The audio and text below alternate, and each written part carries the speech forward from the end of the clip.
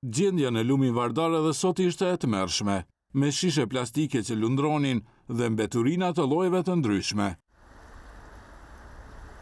Ndërsa nga ana tjetër në shumë lagjet e Shkupit vëreheshin kontejner të thyer të shkatëruar që më shumë ngjanin në mbeturina sesa kosha ku duhet hedhur mbeturinat.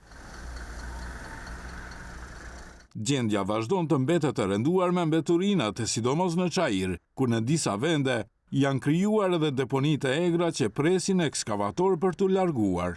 Kako ne komentiraš situacija vas u Ćuprava? Pa loša, kako drugačije. Užasno je, predugo traje, 10 dana je već tako. Pa evo se gleda samo. Se gleda samo? Samo se gleda. Nešto kažu, što da pravim? Kako građani, pa ne znam kako da komentiram. To je užasno, užasno. Nije samo ovdje, cijela naša je tako. Pa ima jedno 10 dana. Da, 10 dana. To je to. Je blisko živete? Da, ovdje izgleda. Sve koji normalan građanin čeka da je čisto, kako po Švajcarija, Austrija. To je to. Sporedba su njih, su tije zemlje? Daleko, daleko. Svi imаме razmišljanje, evropska, ma nikako da dojme do nivo.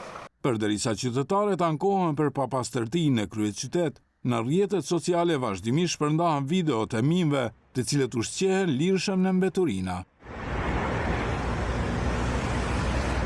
Qytetarët presin që pas emrimit të ri të sotëm të drejtorit të higjienës komunale të ndërmerren masa konkrete për pastrimin e mbeturinave dhe për mirësimin e gjendjes higjienike në kryeqytet, ndërkohë apelojnë për reagim urgjent të institucioneve, duke paralajmëruar se ndotja po rrezikon edhe shëndetin publik.